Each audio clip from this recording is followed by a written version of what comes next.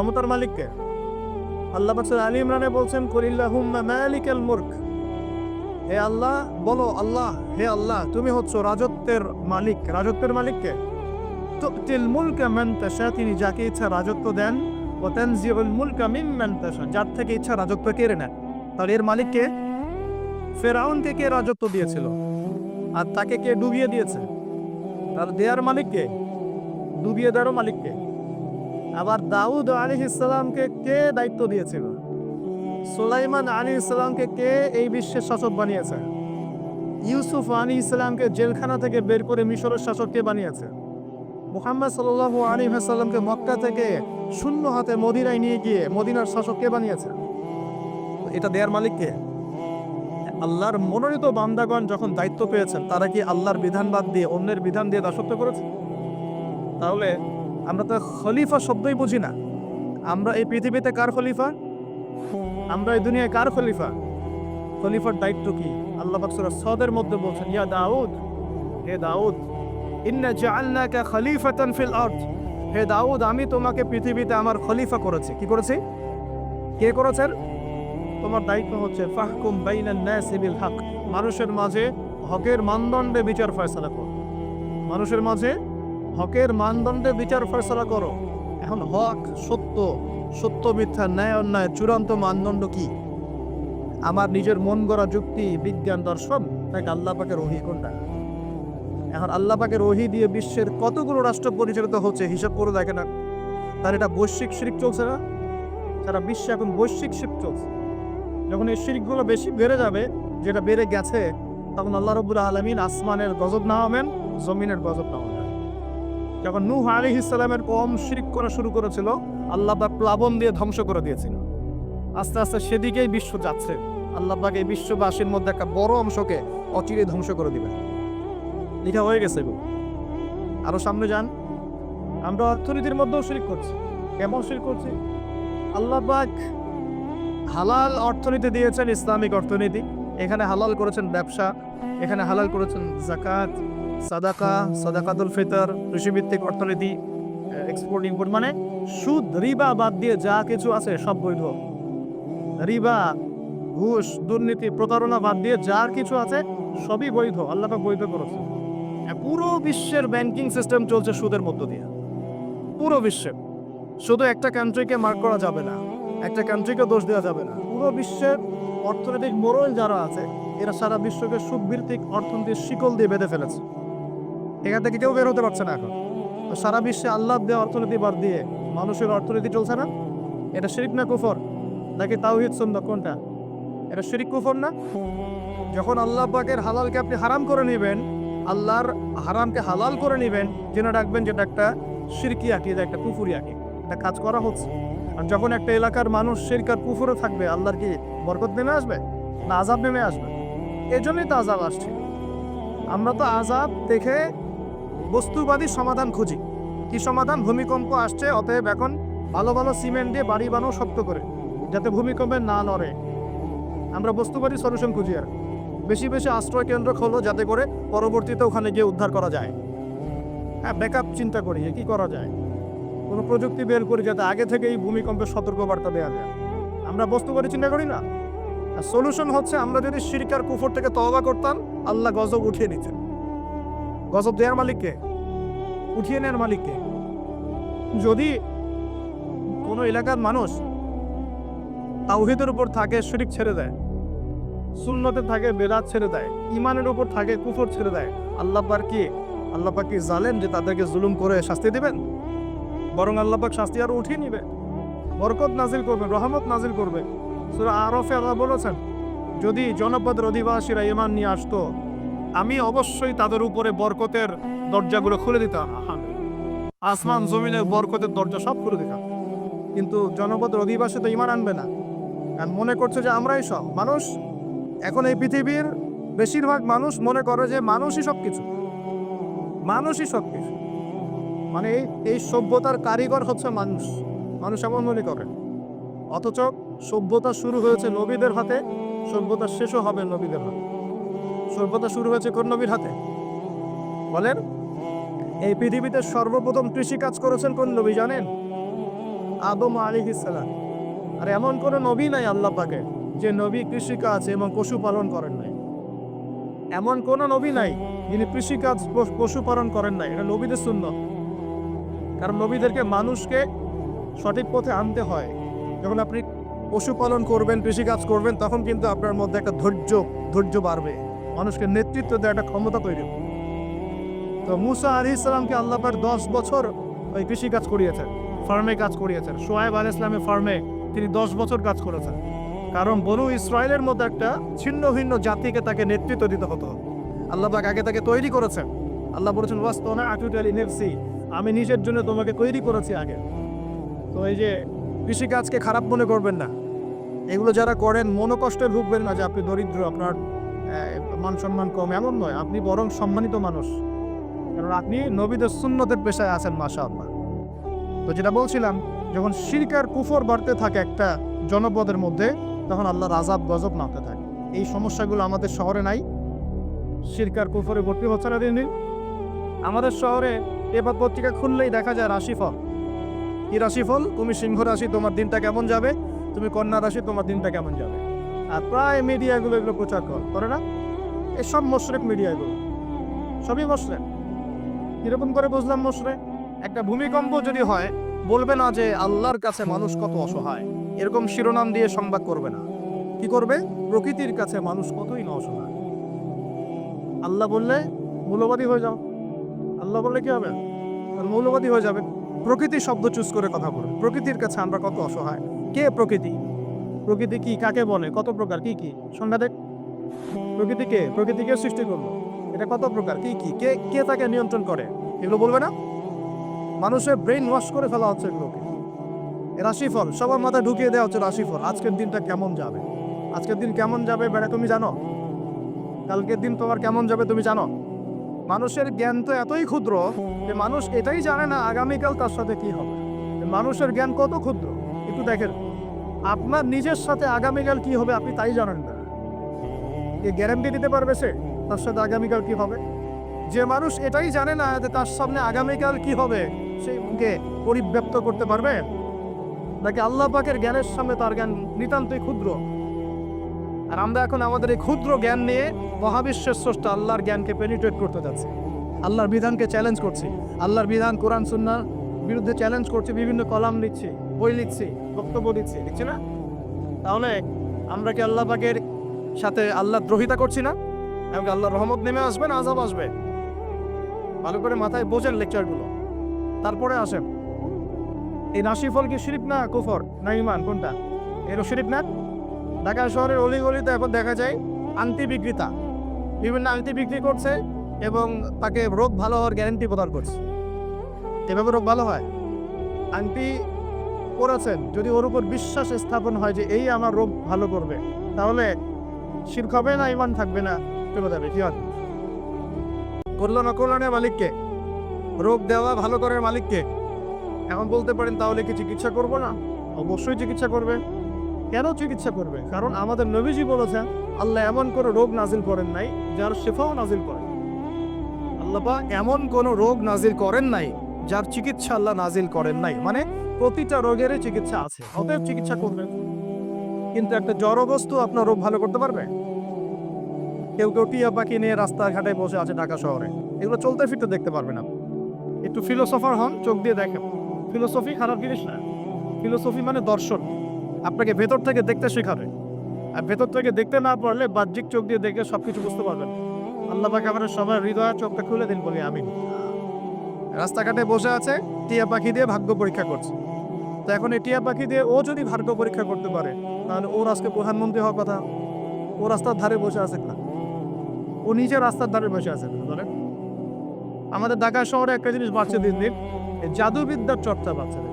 এরকম করে বুঝলাম যে জিনের রুগী বাড়ছে দিন দিন, জিনগ্রস্ত রুগী। জিনগ্রস্ত রুগী এটা আবার কি? এটা তো আবার অনেকে বিশ্বাসই করুন না জিন বলতে কিছু আছে। আমরা বিশ্বাস করি যে মানব জাতির পাশাপাশি এই পৃথিবীতে জিন জাতীয় আছে। মানুষের মাঝে যেমন ভালো মন্দ মানুষ আছে, জিনের মধ্যেও ভালো মন্দ জিন আছে। জিনের মধ্যে কি আছে ভাই? ভালো মন্দ জিন আছে। এক শ্রেণীর জিন আছে আল্লাহর অনুগত, এক শ্রেণীর জিন আছে উদ্ধত। উদ্ধত জিনগুলো মানুষের ক্ষতি করে এবং যখন মানুষ আল্লাহর বিধান মানে না, পাক পবিত্র থাকে না, জিকির আজগার করে না, দোয়া কালাম করে না, হ্যাঁ, কোরআন তেলাওয়াত ছেড়ে দেয়, তখন জিন মানুষকে ধরে। কোনো কোনো সময় বিভিন্ন স্বার্থ উদ্ধারের জন্য মানুষ কবিরাজ, গণক, জাদুকরের কাছে যায়, গিয়ে তাবিজ কবজ করে না, তাবিজ করায়, বান মারে, জাদুটোনা করে না, এতে করে সম্পর্কের মধ্যে বিচ্ছেদ ঘটায়। হ্যাঁ, অনেকে আবার প্রেমিকাকে পাওয়ার জন্য বশ করছে, তাবিজ করছে। হ্যাঁ, চাকরিতে ভালো চাকরি হয় না, চাকরির জন্য তাবিজ করছে। তারপর অনেকের ব্যবসা উন্নতি হচ্ছে, হিংসা লাগে, ওর বিরুদ্ধে কাজ করছে। এই যে সমস্যাটা ইদানিং শহরের মধ্যে বাড়ছে। এটা কিন্তু সেখার বা জাদু, কুফরি। কেউ যদি এই কাজে লিপ্ত হয়, সে ইমান হারিয়ে ফেলবে, ইসলাম থেকে নাম কাটা পড়ে যাবে। আল্লাহ পাক আমাদের সবাইকে হেফাজত করুন বলি আমি। অনেক শিরকে আছে, আমরা এখন শিক্ষার মধ্যেও শিরক করছি। কিরকম? দীর্ঘদিন শুনলাম যে আমরা আল্লাহ পাকের সৃষ্টি, আল্লাহ রাব্বুল আলামিন নিজ হাতে সৃষ্টি করেছেন, এগুলোই সব বইপত্র ছিল। এখন আস্তে আস্তে আস্তে বইপত্রগুলোর মধ্যে চেঞ্জ আনা হচ্ছে। একটা সুদূর প্রসারী লক্ষ্যকে সামনে রেখে একটা প্রজন্ম তৈরি করার চেষ্টা করা হচ্ছে, যে প্রজন্মটা আল্লাহ থেকে দূরে সরে যাবে, রাসূল থেকে দূরে সরে যাবে। আমরা এখন মানুষকে বিবর্তন শেখাই, অথচ আল্লাহ পাক বলেছেন যে খলাকতু বিয়াদাইয়া ইয়া ইবলিস, হে ইবলিস, মা মানাআকা, তোমাকে কে নিষেধ করলো, মা মানাআকা আল্লা তাসজুদা ইয আমারতুক, তোমাকে কে বারণ করলো আদমকে সিজদা করতে, যাকে আমি সৃষ্টি করেছি। খলাকতু বিয়াদাই, আমি যাকে নিজ হাতে সৃষ্টি করেছি। তাহলে আল্লাহ পাক আমাদেরকে কিভাবে সৃষ্টি করেছেন?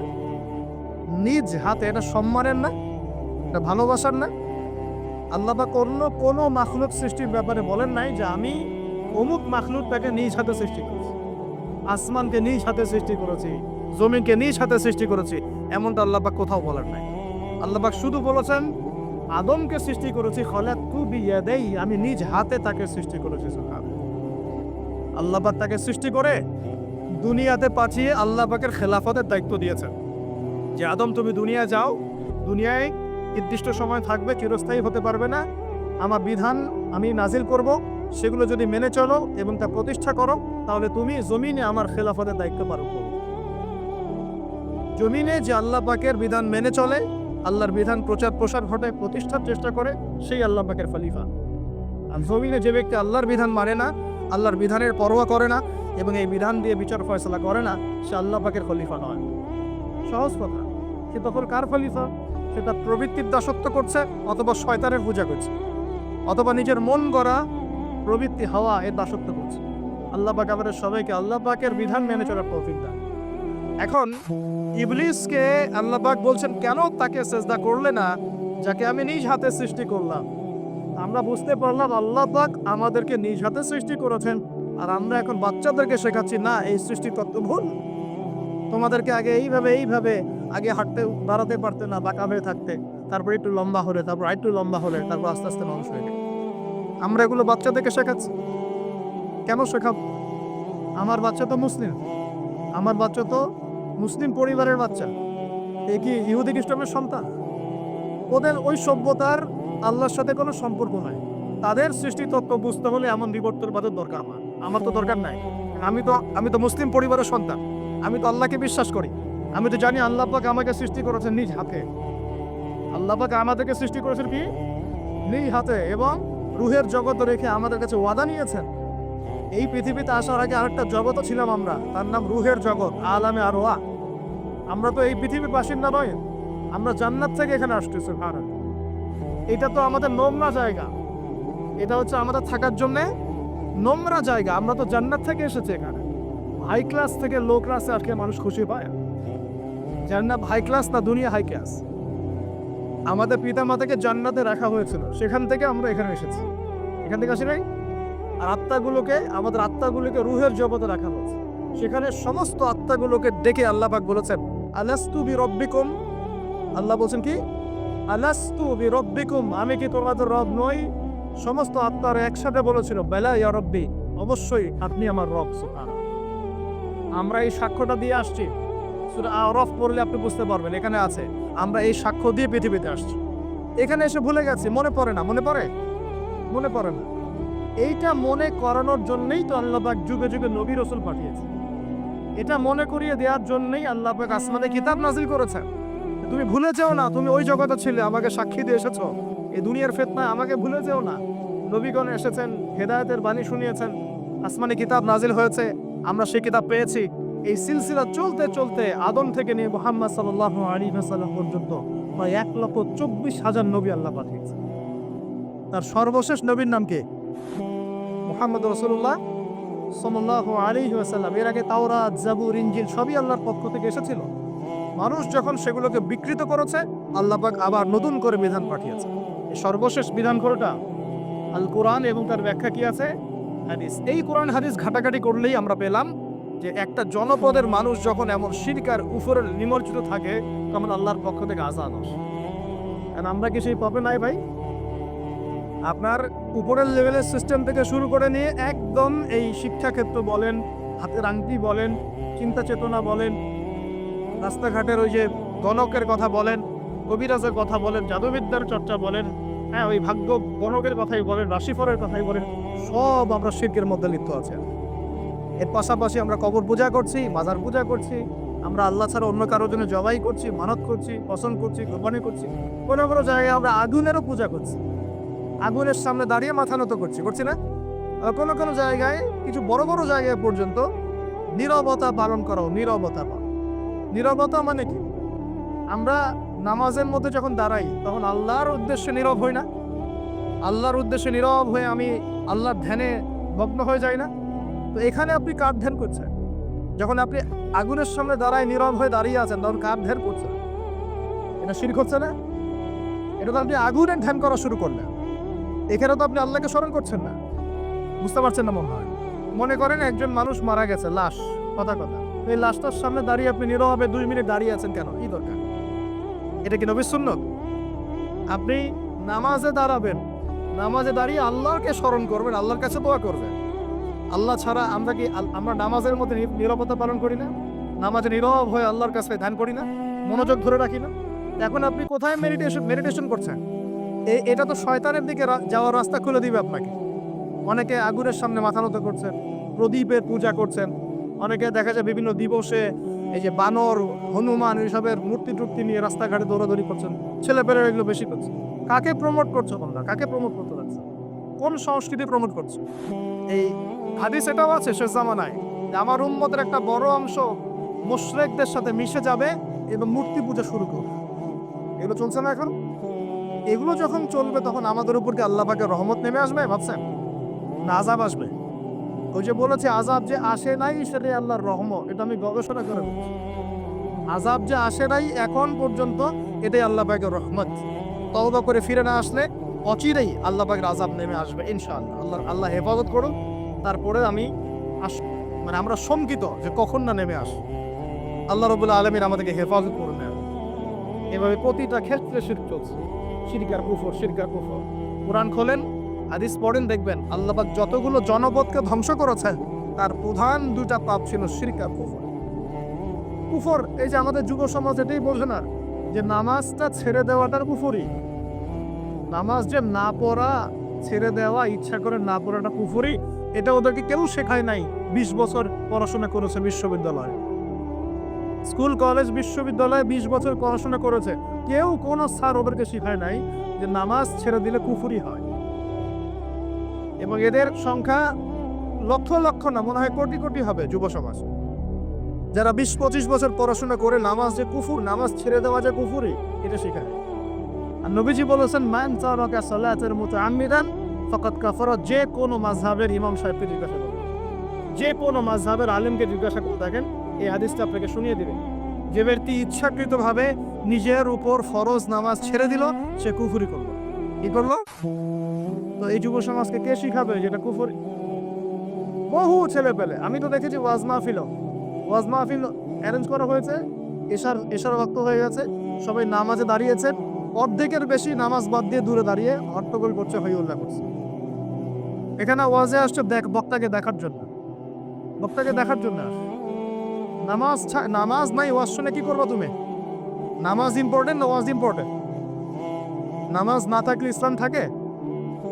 আমি আজকে একটা হাদিস পড়ে আসছি, আস্তে আস্তে পড়তে আসছিলাম এগুলা, যে ইসলামের শেষ জামানায় ইসলামের যে বিষয়গুলো উঠে যাবে, হ্যাঁ ইসলামের যে বিষয়গুলো উঠে যাবে, তার মধ্যে অন্যতম একটা হচ্ছে আল্লাহ পাকের আইন, আল্লাহ পাকের শাসন।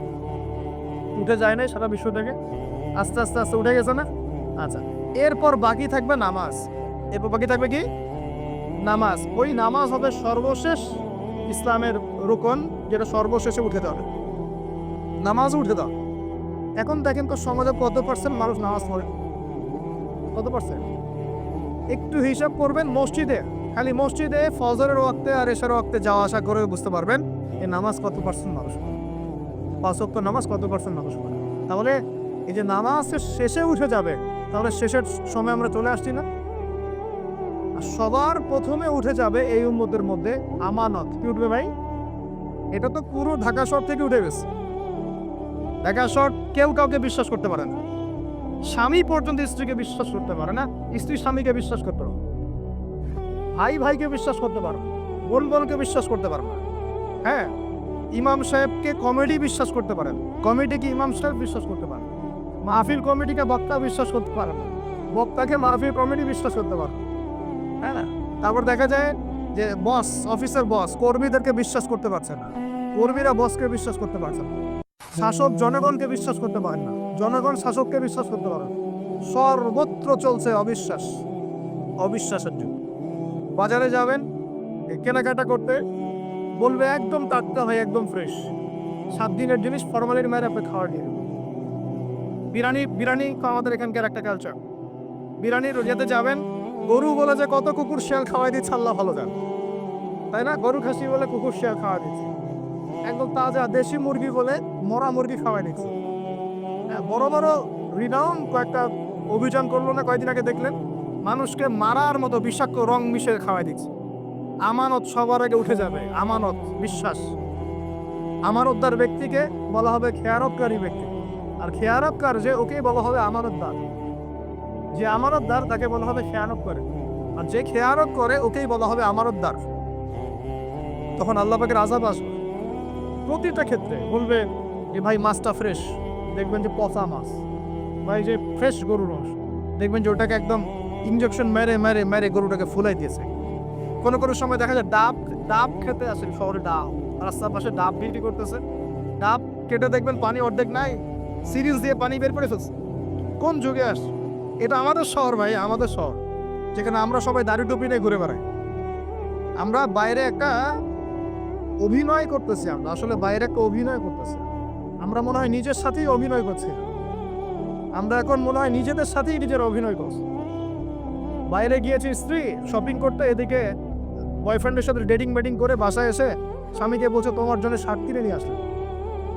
হ্যাঁ, এদিকে স্বামী বাসা থেকে বের হয়েছে, ওদিকে অফিসের কলিগদের সাথে দুই চারটার সাথে তার অবৈধ সম্পর্ক। ঠিক আছে? মানি ব্যাগ সার্চ করলে কন্ডম পাওয়া যায়, মানি ব্যাগ সার্চ করলে কি পাওয়া যায়? কন্ডম পাওয়া যায়। এবার কোলেকশন, এগুলো না করলে এইডসের রোগ হবে। শিখিয়েছে যৌন সম্পর্ক করেন, অবৈধ যৌন সম্পর্ক করেন, কিন্তু প্রোটেকশন নিয়ে করেন, এগুলো শেখাচ্ছে মানুষ। তো এই জেনাকারী সমাজের উপর আল্লাহর গজব আসবে না তো কি আসবে? কি আসবে?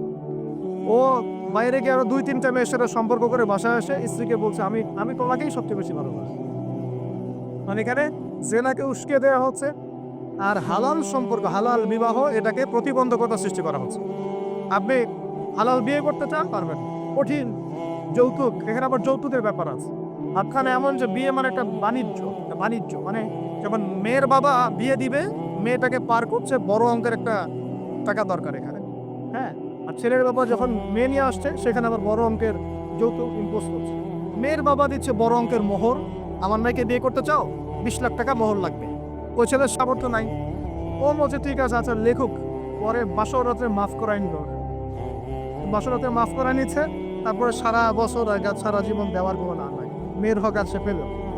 এদিকে মেয়ের বাপও কম চালাক না, হ্যাঁ, সে আবার মোহর যেমন বাড়িয়েছে, ছেলের বাপও কম চালাক না, সে আবার এদিকে যৌতুক দিয়ে পোস্ট করেছে, যৌতুকের টাকাটা নিয়ে মোহরটা দিব।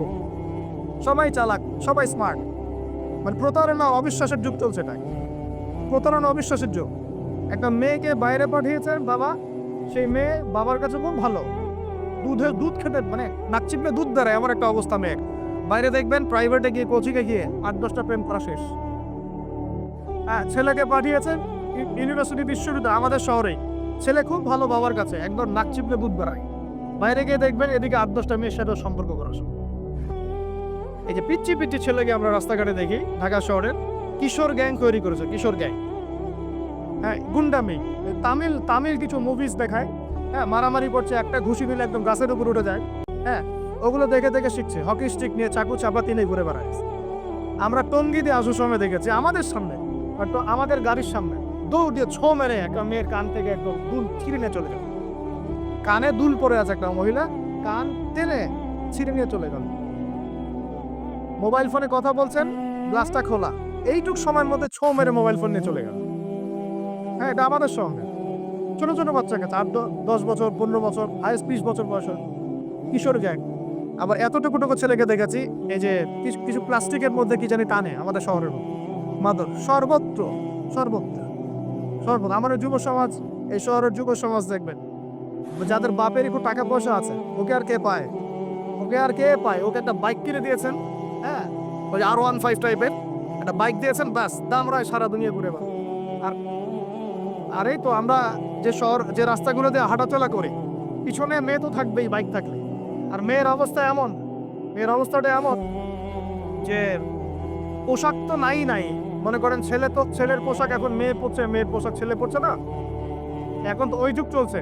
এখন এই পোশাক পরে ছেলেকে পিছন থেকে এমন ভাবে জড়িয়ে ধরে যাচ্ছে রাস্তা দিয়ে ওপেনলি পাবলিকলি, মনে হচ্ছে ওর স্বামী মনে হয়। আপনি কি আপনার স্ত্রীকে নিয়ে এভাবে ঘুরে বেড়ান? আপনি নিজে আপনার স্ত্রীকে নিয়েও এভাবে ঘুরতে লজ্জাবোধ করেন, আর তার সাথে তার কোনো হালাল সম্পর্কই নাই, জড়ায় ধরে ঘুরে বেড়াচ্ছে। মনে হচ্ছে খালি ওই বাইকের মধ্যে একটা বালিশ দিতে বললে ভালো, একটা বালিশ আর একটা শোয়ার জায়গা দিলে বাকি কাজটা এখানেই করে ফেলে পাবলিকলি। নবীজি এটাই বলেছিলেন, শেষ জামানায় রাস্তাঘাটে মানুষ জেনা করবে, রাস্তাঘাটে জেনা করবে। এটা দেখার জন্য ঢাকা শহর সবচেয়ে ভালো জায়গা। এখন ঢাকার মতো বড় বড় যে শহরগুলো আছে না, সবগুলো এগুলো জাজল্যমান দৃষ্টান্ত হয়ে আছে। রাস্তাঘাটে মানুষ জেনা করবে। মেয়েকে পড়তে পাঠিয়েছেন, টিউশন দিয়েছেন, ওই টিউশন দিয়েছেন, টিচারের সাথে অবৈধ সম্পর্ক করা শেষ। কোনো জায়গায় টিচারকে বাসায় নিয়ে আসছেন, বাসায় এসে আমার মেয়েকে পড়ায় যান, কত বড় বুদ্ধিমান পিতা আপনি। হ্যাঁ, অলরেডি দেখবেন তার সাথে তার ঘটনা করা শেষ হয়ে গেছে। আর মেয়েরা আপনাকে বলবে না, কারণ কেউ কেউ মানে বাধ্য হয়ে সব জায়গায় ভিকটিম হয়ে যায়, আবার কেউ কেউ নিজের ইচ্ছাতেই কাজ বলে। এমন নয় যে সব মেয়ে ধর্ষিত হচ্ছে ছেলেদের আগ্রাসনের কারণে, যেমনটা এমন নয়। বহু মেয়ে নিজের ভুলের কারণে ধর্ষিত হয়, বহু মেয়ে নিজের খারাপ স্বভাবের কারণেও এই তার ইজ্জত হারিয়ে ফেলছে। একটা মেয়ে যে রাত্রে যে 12টা 1টা 2টা বাজে বাইক নিয়ে ঘুরছে, ওকে কি রাস্তাঘাটে ঘুরতে 12টার সময় কেউ বলেছিল? এখন যদি এই 2টা 3টা ছেলে মিলে ওকে ধর্ষণ করে, দোষটা কি ছেলেটার হবে না মেয়েটার দোষ নাই? এখানে মেয়ের বাবার দোষ নাই, মেয়ের ফ্যামিলির দোষ নাই। তাহলে আমরা শুধু কেন ছেলেদের দিকে ফোকাস করি কেন? ছেলে তো অপরাধী, ছেলে তো অপরাধ করেছেই, ছেলের তো বাপ আগেই মরে গেছে। ছেলের বাপ যদি বেঁচে থাকতো তাহলে ছেলেকে তো আদব কায়দা শেখাতো, ছেলেকে শেখাতো যে দেখো বাবা, আমরা আমাদের সন্তানদেরকে শেখাই বাবা, সেটা হলো ইঁদুরের মতো বড় হয়েও না, সিংহের মতো বড় হয়েও। ইঁদুর কি করে? ইঁদুর রাতের অন্ধকারে মানুষের বাসায় বাসায় চুপচুপ করে খেয়ে বেড়ায়, দেখবেন তাই না? যারা রাতের অন্ধকারে জেনা করে বেড়ায় এরা ইঁদুরের মতো, রাতের অন্ধকারে খালি এই হোটেল ওই হোটেল, এই ঘর এই ঘরে ঘুরে, এই প্রেমিকের ঘর এই প্রেমিকার ঘর, এই ফ্ল্যাটে ওই ফ্ল্যাটে ঘুরে। আর যারা সিংহ পুরুষ তারা বিয়ে করে প্রকাশ্য স্ত্রীকে নিয়ে ঘুরে বেড়ায়। তো আমরা আমাদের ছেলেদেরকে এটা শিখাই না, বরং আমরা শিখাচ্ছি তোমাকে নিজের পায়ে দাঁড়াতে হবে, বড় হবা, 30-35 বছর হোক তারপর বিয়ে করি। আর এই 18 বছর হওয়ার 18 বছর হয়ে গেছে, 18 থেকে এই যে 30, এই 12 বছরে তার তো যৌবনের তাড়না ছিল। এই তাড়না মেটাতে না পেরে সে পতিতালয়ে গিয়েছে, ওই যে কার ফ্ল্যাটে গিয়েছে, কোথায় কোথায় মাদকের আসরে বসেছে, মেয়েদেরকে নিয়ে এইখানে ওইখানে ঘুরে বেরিয়েছে। আমরা তো এমনও দেখেছি যে গাড়ির মধ্যে ছেলের কোলে মেয়ে ঘুরে ঘুরে বেড়াচ্ছে এখানে চরে। এই শহরগুলোর মধ্যে আল্লাহ পাকের আযাব আসবে না তো কি আসবে আমাকে? শেষ জামানায় যে কয়েকটা পাপের কারণে আযাব আসে তার মধ্যে অন্যতম সেরা পাপটা হচ্ছে জেনা। আমরা এই শহরটাকে জেনার শহর বানিয়ে ফেলেছে, জেনার শহর। এগুলো গেল অবিবাহিতদের কথা। ইভেন ইউনিভার্সিটিগুলোর মধ্যে গিয়ে দেখবে ইউনিভার্সিটিতে গোল করে গ্রুপ স্টাডি করছে, গোল করে, এবং ছেলের কাপড় মেয়ে পড়ছে, মেয়ের কাপড় ছেলে, কাপড়ের কোনো বালাই নাই। নবীজি বলেছিলেন শেষ জামানায় 2 শ্রেণীর মানুষ আসবে, আমি এদেরকে দেখি না। নবীজি দেখেন নাই মানে 1400 বছর আগে ওরা ছিল না। এক শ্রেণী হচ্ছে হাতের মধ্যে মানুষকে মারার কিছু অস্ত্র নিয়ে ঘুরে বেড়াবে। এরা মানুষকে নির্মমভাবে পিটাবে, নির্মমভাবে পিটাবে, নির্মমভাবে মানুষকে পিটাবে। এই শ্রেণীকে আমি দেখিনি, এরা আসবে পরে। আর এক শ্রেণী হচ্ছে এমন এক শ্রেণীর মহিলা বের হবে যারা কাপড় পরেও নগ্ন থাকবে, নিজেরাও আকৃষ্ট হবে, অন্যকে আকৃষ্ট করবে। তো এই মেয়েদেরকে তো দেখতে পাচ্ছেন, এখন পাচ্ছেন না? তার মানে কে আবার কাছে না দূরে? আর আমি এখন ওই হাতে লাঠিওয়ালা ওই গ্রুপকেও খুঁজে পেয়েছি। হাতে লাঠিওয়ালা সেই গ্রুপ কোনটা জানেন? ওই যে ঘরের মধ্যে ঢুকায় ঢুকায় যে ছেলেগুলোকে মেরে মেরে রাত্রেবেলা মেরে ফেলায়, সেটা গ্রুপে। বিভিন্ন হলে হলে দেখেন না, হকি স্টিক নিয়ে 8-10 জন মিলে এক একটা করে ছেলেকে ডেকে নিয়ে পিটায় পিটায় মেরে ফেলায়। এরা সেই ছেলে। এদেরকে যারা জন্ম দিয়েছে ওই বাপের জন্য ধিক্কার। এদেরকে যারা জন্ম দিয়েছে এই বাপের জন্য ধিক্কার। আর এখন এরকম লেডিস গ্রুপও বের হয়েছে, আর মেয়েদেরকেও হলে ডেকে ডেকে পিটানো শুরু করেছে। তোমরা কি মনে করো যে 5 জন 6 জন 10 জন মিলে একজনকে সারা রাত টর্চার করে মেরে ফেলানোর মধ্যে সুপুরুষ? তুমি সুপুরুষ, তুমি অনেক বড় বীর। সাহস থাকে তুমি একজন মারামারি করে দেখাও না। দেখো ওপরে এত বড় সাহস, তাহলে একজন মারামারি করে দেখাও না। আসো রিংয়ের মধ্যে আসো, রিংয়ের মধ্যে আসো, তারপর দেখি তোমার কত শক্তি, আমার কত শক্তি। একজন 1-on-1 ব্যাটেলে আসো, খালি হাতে 1-on-1 ব্যাটেলে আসো। 8 জন 10 জন মিলে একটা বুয়েটের ছেলে, একটা মেডিকেলের ছেলে, একটা অমুকের ছেলে, তমুকের ছেলে, বাবা মায়ের স্বপ্ন লালন করা ছেলেগুলাকে ঘরের মধ্যে ঢুকাবা, সারা রাত পিটায় মেরে ফেলবা। এটাকে তোমরা সাফল্য মনে করো? বিরক্ত মনে করো? এই ছেলেগুলোকে জন্ম দিয়েছে যে পিতা মাতায়, এদের জন্য ধিক্কার আমার পক্ষ থেকে। আপনারা এইসব সন্তান জন্ম দিতে গেলেন কেন? খিদির আলাইহিস সালাম বেঁচে থাকলে ছোটবেলায় মেরে ফেলতো এদেরকে।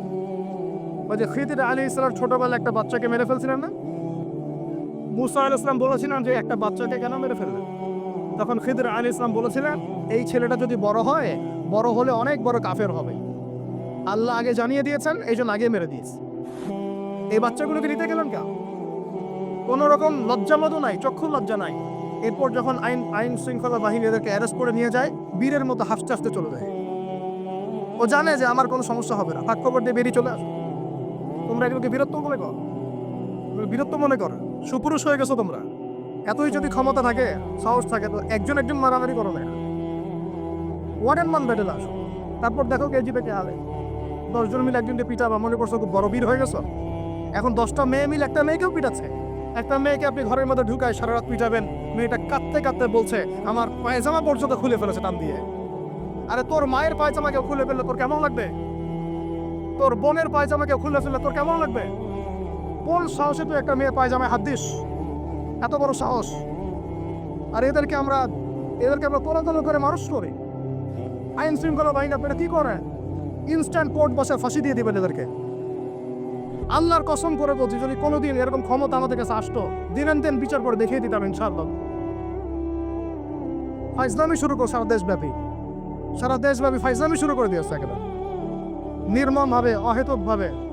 এই যে অসহায় মানুষগুলোকে, ছাত্র পড়তে গিয়েছে, বাবা মার স্বপ্ন লালন করা ছাত্র, ছেলেটা ইঞ্জিনিয়ার হবে, ছেলেটা মেডিকেল সায়েন্সে পড়ে বড় একজন ডক্টর হবে, পিটায় মেরে ফেলে দিল তাকে।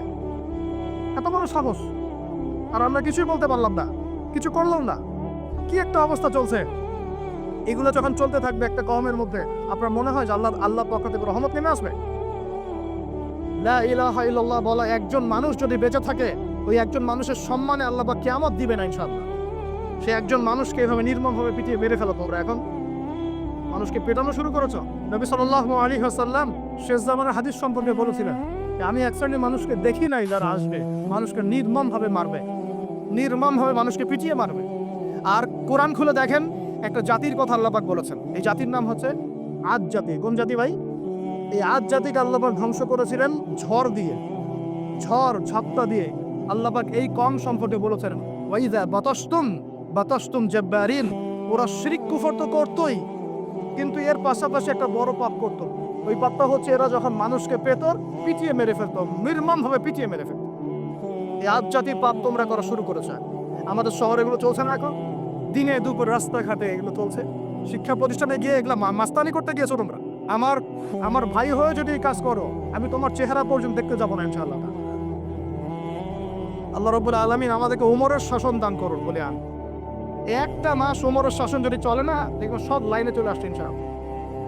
একটা মাস, খালি একটা মাস, একটা মাস খালি ধর্ষণের বিচার করা শুরু করেন, ধর্ষণ করার সাহস খুঁজে পাবেন ইনশাল্লাহ।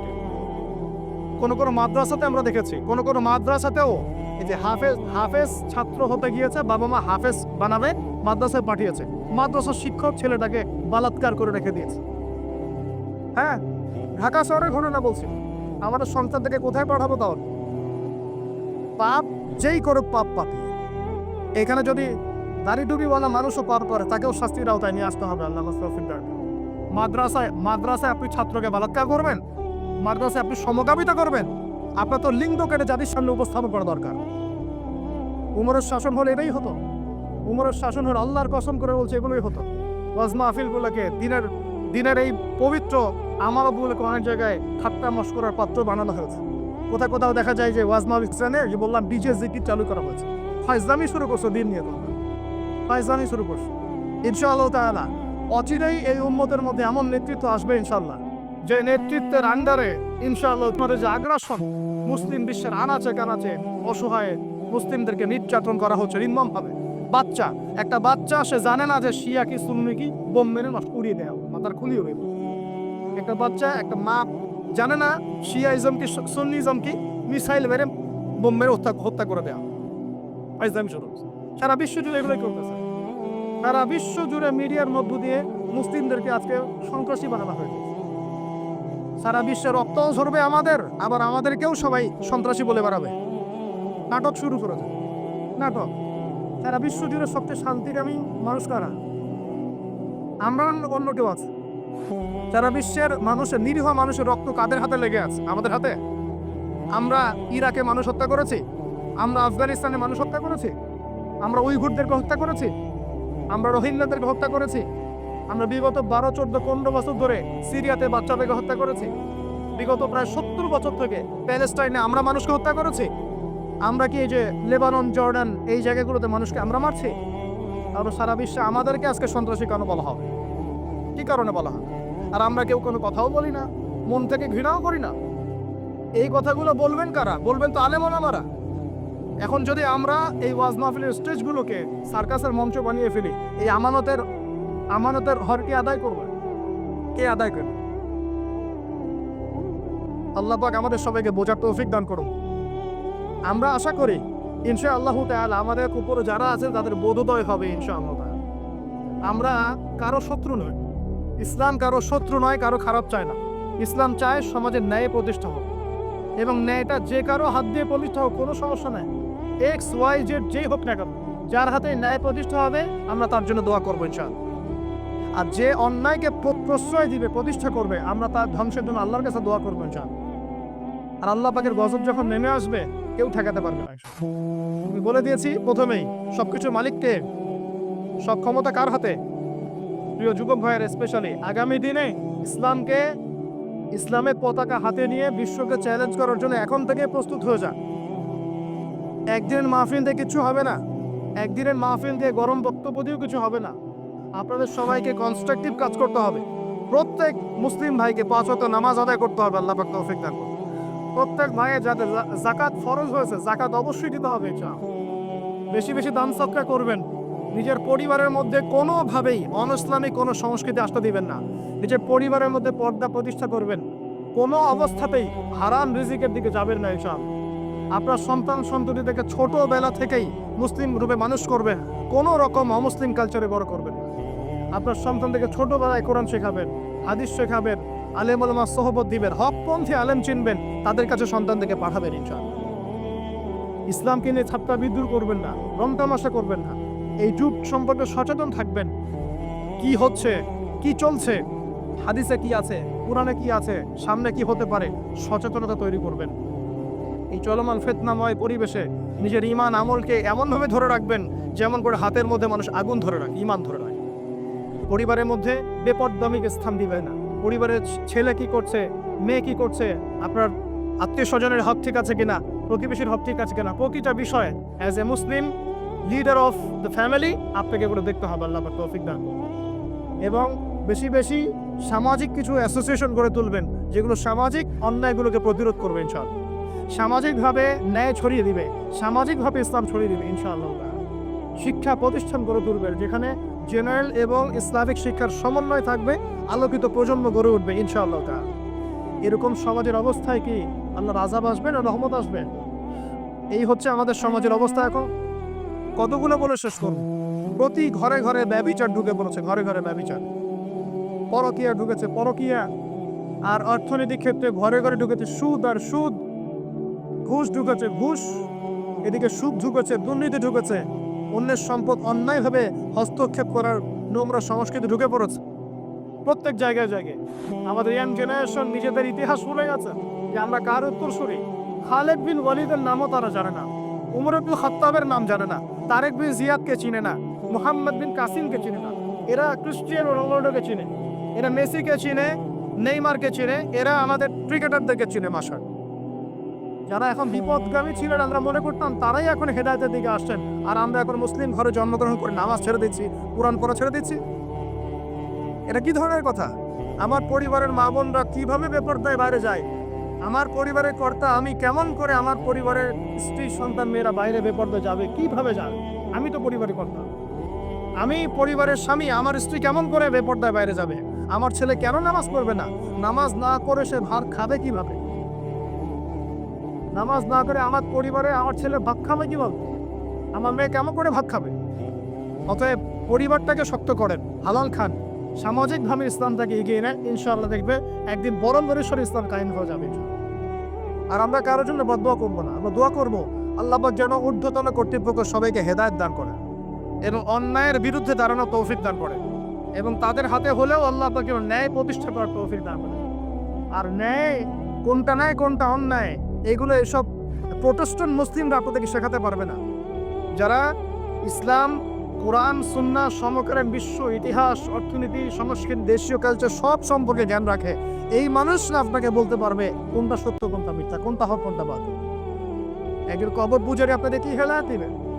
একজন মাজার পূজারী আপনাকে কি হেদায়েত দিবে? একজন বেদাতি আপনাকে কি হেদায়েত দিবে? হেদায়েত তো নিতে যান খালি ওদের কাছে, আর জ্ঞানী মানুষগুলো মূল্যায়ন করেন না। যারা বুদ্ধি বিক্রি করে খায় ওদের কাছে পরামর্শ নিচ্ছেন। আর কিছু বিষয় বলতে বলতে মুখের ফেনা উঠিয়ে দিলেন, তারপরেও কোনোদিনও বললেন না যে হ্যাঁ কথাটা গ্রহণ করা যায়। কি আশ্চর্য! যখন একটা সমাজের মধ্যে এই পাপগুলো ছড়িয়ে পড়বে তখন আল্লাহ পাকের গজব আসবে, এটা আসবেই। প্রতিরোধ কিভাবে প্রতিরোধ করার কোনো সুযোগই নাই, আপনাকে প্রতিকারও করার কোনো সুযোগ নাই। তওবা করে আল্লাহর কাছে ফিরে আসতে হবে, এটাই সলিউশন, এটাই সলিউশন। এই যে আমরা শহরের কথাই বলছিলাম, আমাদের সমাজের অন্যতম বড় একটা কিয়ামতের আলামত হচ্ছে উঁচু উঁচু বিল্ডিং নির্মাণের প্রতিযোগিতা। নবীজি জীবনের শেষের দিকে যে হাদিসগুলো বলেছেন, শেষের দিকে, তার মধ্যে কিয়ামতের বড় দুইটা আলামত বলেছেন। তার মধ্যে একটা হচ্ছে ওয়ান তারাল হুফাতাল উরাতাল আলাতা রিয়াশাই ইয়াতাতাওয়ালুনা ফিল বুনিয়ান, যখন দেখবে সমাজের সবচেয়ে নিম্ন শ্রেণীর মানুষেরা, রাখাল টাইপের মানুষ, গায়ে জামা নাই, পায়ে স্যান্ডেল নাই, উঁচু উঁচু বিল্ডিং নির্মাণের প্রতিযোগিতা করছে। ধনীরা বিল্ডিং নির্মাণ করবে এমনটা নবীজি বলেন নাই। নবীজি বলছেন গরিব, ফকির, মিসকিন, গায়ে কাপড় নাই, স্যান্ডেল নাই, এরা বিল্ডিং নির্মাণ করবে না, প্রতিযোগিতা করবে একে অপরের সাথে। এখনকার আরব বিশ্বটার জাজল্যমান দৃষ্টান্ত, এখনকার আরব বিশ্বটার জাজল্যমান দৃষ্টান্ত। অনেক সলফে সালেহিন বলেছেন যে এই হাদিস থেকে আরবদেরকে ইশারা করা হচ্ছে। কিন্তু এটা আমাদের ঢাকার মধ্যে চলে আসছে। আজকালকে যার এক জায়গা টাকা পয়সা ছিল না, আজকে 10তলা 20তলা ফ্ল্যাটের মালিক। কিভাবে সম্ভব? সুদের মধ্য দিয়ে সম্ভব, দুর্নীতির মধ্য দিয়ে সম্ভব, কালো টাকার মধ্য দিয়ে সম্ভব, অন্যের সম্পদ অন্যায়ভাবে হস্তক্ষেপ করার মধ্য দিয়ে সম্ভব। আর মাশাআল্লাহ, যার একটা 5-10তলা বাড়ি আছে আমাদের শহরে, অন্য মানুষকে মানুষই মনে করা, ভাড়াটিয়াকে মনে করে যে তেলাপোকা, ককরোচ, তো ছিছি করে তারা কত যে শক্ত। কোনো কোনো সময় এমনও হয়েছে মানে বাড়ি ভাড়া চাইতে গিয়ে যে বেইজ্জত হতে হয়েছে, মনে হলো যে বাড়ি ভাড়া চাইতে গিয়ে মানে নিজের সম্মান নিজে নষ্ট করে ফেললেন। সুবহানাল্লাহ। কারণ যখন নিম্ন শ্রেণীর মানুষের কাছে অর্থ আসে তখন কিন্তু এদের মধ্যে কালচার আসে না, কালচার আসে না। সম্পদ আসে ঠিকই, কিন্তু কালচার, সভ্যতা আসে না। তারা অসম্ভবই থেকে যায়। কাকে সম্মান দিতে হবে কাকে দিতে হবে না সেটাও জানে না। কথা বুঝতে পারছেন? এটা আমাদের সমাজ এখন চলছে, হাইলি কনস্ট্রাক্টেড বিল্ডিংস এর প্রতিযোগিতা। আর আমরা বলবো কেন, এই যে এখনকার সেকুলার রিপোর্টগুলোই বলছে বেশিরভাগ বিল্ডিং এরই দেখা যায় যে কোনো রকমের ভিত্তি নাই। এই 5-6 মাত্র ভূমিকম্প হলে সব দরদর করে পড়ে। কারণ এই যে অহংকার, আমি একটা ফ্ল্যাটের মালিক ঢাকা শহরে, মনে হচ্ছে যেন পরিচয়ের মানদণ্ড হচ্ছে এটাই। জিজ্ঞাসা যদি করেন যে ভাই আপনার নাম কি করেন, বলবো ওই যে ফ্ল্যাটটা দেখছেন 10 তলা, ওইটা আমার। ভাবখানে এমন যে এটাই তার পরিচয়ের মানদণ্ড। সে কি করে, তার শিক্ষাগত যোগ্যতা কি, কোন প্রফেশন, এগুলো বড় কথা নাই। ওই যে ফ্ল্যাটটা দেখছেন 6 তলা, ওইটা আমার। অনেকে এসে পরিচয় দেয়, আমি অমুক পার্টির অমুক, আমি অমুক পার্টির অমুক, আমি অমুকের সাধারণ সম্পাদক, আমি অমুকের সভাপতি। এগুলো পরিচয়? এগুলোই মানুষের পরিচয়? আমি অমুক দল করি, তমুক দল করি। পরিচয় কি তোমার? তুমি কি এই পরিচয় দিয়ে কালকে আমাদের মাঠে আল্লাহর সামনে দাঁড়াবা? তোমার পরিচয়টা কি? পরিচয় হচ্ছে তোমার শিক্ষাগত যোগ্যতা কি, তুমি সমাজকে কতটুকু সার্ভ করতেছো, তোমার ইলমি যোগ্যতা কি, তুমি 5 ওয়াক্ত নামাজ পড়ো কিনা, তুমি ইসলামপন্থী কিনা, তোমার সুন্নত আছে কিনা, তুমি দিনের জন্য কি করো, এগুলো তোমার পরিচয়। আল্লাহ রাব্বুল আলামিন আমাদের কথাগুলো বোঝার তৌফিক দান করুন। আমাদের সমাজে হাইলি কনস্ট্রাক্টেড বিল্ডিংসের এগুলো প্রতিযোগিতা চলছে। দেখেন, বিল্ডিং নির্মাণ করা পাপের কিছু নয়, কিন্তু এগুলোর মধ্য দিয়ে অহংকার করাটাই পাপের। আর অহংকার করলে আল্লাহ পাক এগুলোকে ধসিয়ে দিতে সময় নেবেন না। আল্লাহ পাক আমাদেরকে বোঝার তৌফিক দান করুন। আমাদের সমাজে রন্ধে এগুলো চলছে, আমাদের খেয়ানত, অবিশ্বাস, সুদ চলছে, জেনা চলছে, ফ্ল্যাটে জেনা চলছে, ফ্ল্যাটে জেনা। জেনা মানে শুধু শারীরিক ইলিগেল ফিজিক্যাল রিলেশনশিপই নয়, জেনার মধ্যে চোখের জেনা আছে, কথার জেনা আছে, চলাফেরার জেনা আছে। নবীজি বলেছেন শেষ জামানায় এক শ্রেণী মেয়ে আসবে যারা পুরুষের কাপড় পরে ঘুরবে। এটা দেখার জন্য আপনি ঢাকার শপিং মলে চলে যান। শপিং মলে যান, কিয়ামত দেখতে পারবেন। কিয়ামত কাকে বলে? কিয়ামত কাকে বলে? কেউ কেউ দেখা যায় সুন্দর সুন্দর বোরখা বানিয়ে নিয়েছে, যে বোরখাগুলো পরেও তার মানে শরীরের কাঠামো স্পষ্ট বোঝা যাচ্ছে। এখানে আপনি কাকে দায়ী করবেন, কাকে দোষ দিবেন? অবৈধ সম্পর্ক ঢাকা শহরের রন্ধে ঢুকে গেছে। অবৈধ সম্পর্ক, টিনেজ, 8-10 বছর, ক্লাস 8-এ পড়ে, ক্লাস 9-এ পড়ে, 10-এ পড়ে, এদের মধ্যেই দিকে সম্পর্ক চলছে। ইউনিভার্সিটিতে পড়ে, স্কুল কলেজ পাশ করে বিশ্ববিদ্যালয়ে গিয়েছে, ব্যাস ও মনে হয় যে একেবারে পাখা ওর বজায় গেছে, যাই ছোটাই পড়তে। মেয়েকে দিয়েছেন একটা স্মার্টফোন, ব্যাস নষ্ট হয়ে গেছে। ছেলেকে দিয়েছেন একটা বাইক, ও দেখ মাদকের আসরে বসে আছে। কি একটা অবস্থা! এই যুব সমাজ কি আগামী দিনে ইসলামের পতাকা বহন করবে? এই যুব সমাজকে দিয়ে ইসলামের বিজয় লাভ হবে, নাকি আমাদের একটা ঈমান দীপ্ত যুব সমাজ দরকার? কোনটা? আল্লাহ পাক আমাদের সবাইকে আল্লাহর পক্ষ থেকে ঈমান দান করে। আর আমি আর লম্বা করতে থাকলে সারা রাত যাবে গা। আমি আপনাকে গুছায় নিয়ে এসে শেষ করে দিচ্ছি যে এর পাশাপাশি কোন কোন পাপ ছিল, যে পাপগুলোর কারণে আল্লাহ পাক এই গজবগুলো দিয়েছিলেন, এবং এই ঢাকা শহর সহ এই বড় বড় শহরগুলা এই পাপের মধ্যে আছে কি না আপনি নিজেই যাচাই করুন। যাচাই কে করবে? আপনি যাচাই করবেন, আমি যাচাই করব না। 1 নম্বর শিরকের পাপ আছে না নাই? কুফরির পাপ 2 আছে না নাই? আমানত উঠে যাওয়া আছে না নাই? আমানত উঠে যায় নাই। 4 বিশ্বাস উঠে গেছে না? বাবাও ছেলেকে বিশ্বাস করতে পারে না, এখন স্বামী স্ত্রীকে বিশ্বাস করতে পারে। মনে রাখবেন, একটা সমাজে যদি বিশ্বাস না থাকে একের প্রতি অন্যের, এই সমাজের মধ্যে কখনো শান্তি আসবে? আসবে না। আপনি পরিবারই শান্তি পাবেন না, সমাজ তো পথ দূরের কথা। এবার আসেন 5 নম্বর হচ্ছে মাপে কম দেওয়া। মাপে কি নাই? এই মাপে কম দেওয়াটা আমাদের সমাজে পাপের মধ্যে নাই। ব্যবসায়ী যারা আছেন সতর্ক হয়ে যান। আপনি যদি মাপে কম দেন, এই পুরো রিজিক আপনার জন্য হারাম হয়ে যাবে। পুরা রিজিকটাই। এই রিজিকের ইবাদত আল্লাহর দরবারে যদি কবুল হয়, তাহলে কোরআন হাদিস মিথ্যা হয়ে যাবে। কোরআন হাদিস কি মিথ্যা? এই রিজিক যদি খেয়ে ইবাদত আল্লাহর কাছে কবুল হয়, তাহলে কোরআন সুন্নাহ মিথ্যা হয়ে যাবে। নাউজুবিল্লাহ। আল্লাহ পাক বলেছেন এই মাপে কম দেয়া হারাম রিজিক খেয়ে ইবাদত করলে ইবাদত কবুল হবে। পৃথিবীতে সর্বপ্রথম কওমে মাদিয়ানকে ভূমিকম্প দিয়ে ধ্বংস করে দেওয়া হয়েছিল। তাদের প্রধান অপরাধ ছিল মাপে কম দেওয়া, যেটা আমাদের মধ্যে ছড়িয়ে পড়ছে। মাপে কম দিচ্ছি আমরা। এই যে রমজান মাস সামনে আসে, দেখে নিয়েন বহু ব্যবসায়ী তাহাজ্জুদ পড়বে, তারাবিও পড়বে, মসজিদে গিয়ে ফটর করা শুরু করবে। লাইট নাই কেন, এসি নাই কেন, ফ্যান চলে না কেন? বড় বড় কথা। সারা বছর তো মসজিদে আসে নাই, তারাবির নামাজে আসবে। আবার দেখবেন অনেকে সারাদিন তো মসজিদ নাই, জুমার দিনে যায়। জুমার দিনে গিয়ে বলে ইমাম সাহেব ওটা করেন নাই কেন, এই মসজিদ সাহেব এটা করেন নাই কেন? আছে না এমন লোক? এই শ্রেণীর মানুষ আছে দেখবেন, এরাই ফটর বেশি করে। রমজান মাসে দেখবেন নামাজে তারাবিও করবে, মাপেও কম দেবে। এরকম লোক আছে না? মাপে যারা কম দেয়, এই পাপের কারণে সমাজের মধ্যে দুর্ভিক্ষ নেমে আসে। আমাদের অর্থনৈতিক অবস্থা এমন জায়গায় দাঁড়িয়ে আছে না, দুর্ভিক্ষ যদি চলে আসে, অবাক হওয়ার কিছু নাই। দুর্ভিক্ষ চলে আসলে আপনারা অবাক হতে পারেন, আমি অবাক হব না। এমন একটা জায়গা দাঁড়িয়ে আছে, এমন একটা জায়গা দাঁড়িয়ে। এবং রমজান, এই রমজান মাসে এমনি তো দ্রব্যের দাম বেড়ে যায়, এবার যার কি হবে আল্লাহ ভালো জানে।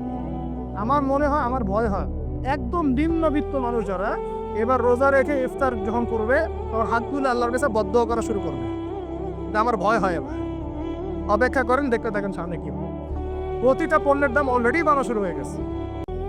কিছু কিছু বৈশ্বিক কারণ আছে, এগুলোর কারণে যেমন বাড়ছে, আবার কিছু কিছু আমাদের নিজস্ব মানব সৃষ্ট কারণ আছে, এই কারণেও বাড়ছে।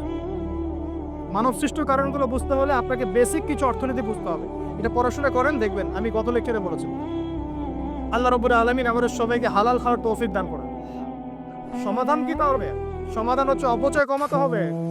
5টা খেজুরে ইফতার হয়ে গেলে 6 নম্বর খেজুর দান করে দেন। 6 নম্বর খেজুর দান করে দেন, সদকাগুলো বেশি বেশি বাড়িয়ে দেন।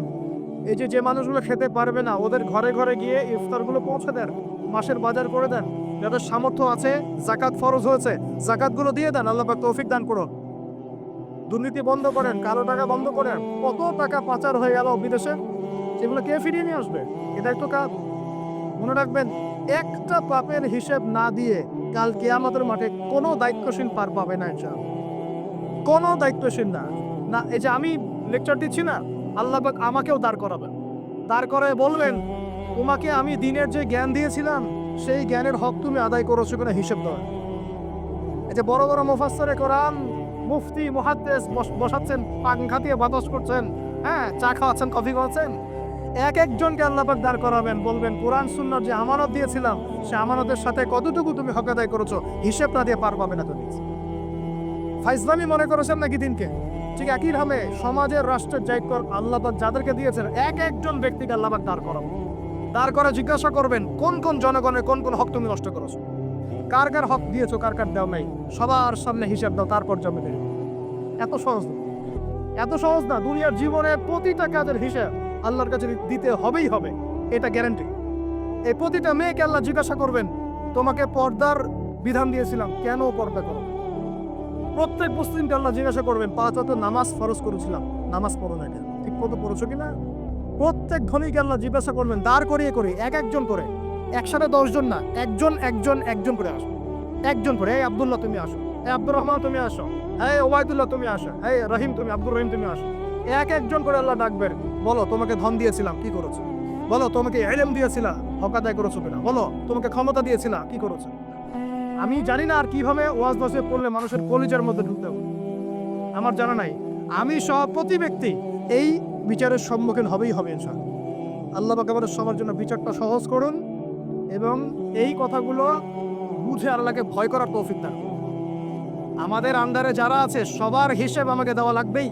অতএব সমাজ থেকে দুর্নীতি বন্ধ করেন, পাচার হওয়া সব কালো টাকা সাদা করে নিয়ে আসুন, অপচয় কমান, দুর্নীতি কমান, এবং যারা জুলুম জালেম ওদের সাথে কোনো আপোষ করবেন না। সমাজে ন্যায় বিচার প্রতিষ্ঠা করার চেষ্টা করুন। জালেম যদি আপনার নিজের স্ত্রী হয়, নিজের সন্তান হয়, তাকেও শাস্তি দেওয়ার ব্যাপারে যাররা পরিমাণ মায়া দেওয়া প্রদর্শন করবেন না। এটা হবে ওমরের শাসন ইনশাআল্লাহ। ওমর রাদিয়াল্লাহু আনহু ছেলে অন্যায় করেছিল না, সবার সামনে পিটিয়ে ওমর রাদিয়াল্লাহু আনহুর হাতেই তার মৃত্যু হয়ে গেছে। আল্লাহ পাক, আল্লাহ কি বললেন, কি বলার বাকি আছে? আল্লাহ রাসূল সাল্লাল্লাহু আলাইহি ওয়াসাল্লাম বলেছেন, হে ফাতিমা, আমার মেয়ে ফাতিমাও যদি চুরি করত, আমার মেয়ে ফাতিমার হাতটা কেটে ফেলে দিতে লাগে। কে বলছে না? আমাদের নবী মুহাম্মদ সাল্লাল্লাহু আলাইহি ওয়াসাল্লাম বলেছেন, আমার মেয়ে ফাতিমাও যদি চুরি করত, তার হাতও আমি কেটে ফেলে দিতে লাগে। আর আমরা আমাদের দলের লোক, আমাদের সংগঠনের লোক, আমাদের সামাজিক সংগঠনের লোক, আমার চাচা, আমার মামা, আমার খালু, আমার অমুক, এই করতে করতেই তো সব শেষ করে ফেললাম। একটা সাইন করে দিলাম, যাও ওখানে যাও, তোমার জব হয়ে যাবে। আমার মামা হয়, যোগ্যতা থাকার না থাক, আমার ভাগনা, যাও সাইন করে দিলাম, চলে যাও, চাকরি হয়ে যাবে। অথচ যাদের চাকরি পর যোগ্যতা ছিল, ওরা রাস্তা রাস্তায় ঘুরে ভ্যান চালাচ্ছে এখন দেশে। আপু ভাবছেন যে একবার হিসাব দেওয়া লাগবে না? এক একটা পাপের হিসাব আল্লাহর কাছে দেওয়া লাগবে, এক একটা পাপ। তুমি অমুক পাওয়ার দেখায় একটা মানুষকে পিটায় মেরে ফেলে দিলা, অমুক পাওয়ার দেখায় একজনের সম্পদ কলমের খোঁচা দিয়ে দখল করে ফেলে দিলা, মনে করলো যে কেউ দেখলো না। খালি বিশ্বাসটা বন্ধ হোক, কবরে যাও, আল্লাহ দেখাবে কিন্তু। খালি কবরে যাও, মুনকার আর নেকির যখন আসবে, চোখগুলো হবে নীল রঙের চোখ, ভয়ঙ্কর। কেমন চোখ ভাই? নীল রঙের ভয়ঙ্কর চোখ। আমি বলি একটা হাদিস, কোন একজন নবী আল্লাহকে বলেছিলেন যে আল্লাহ আমি মারা যাওয়া কোনো মানুষকে দেখতে চাই, সে কেমন আছে। এটা শোনেন ভালো করে হাদিসটা, মারা যাওয়া কোনো মানুষকে আমি দেখতে চাই, সে কেমন আছে। আল্লাহ পাক সেই নবীর আরজি কবুল করলেন, বললেন আচ্ছা ঠিক আছে দেখাচ্ছে। কবরের সামনে গিয়ে দাঁড়ালেন।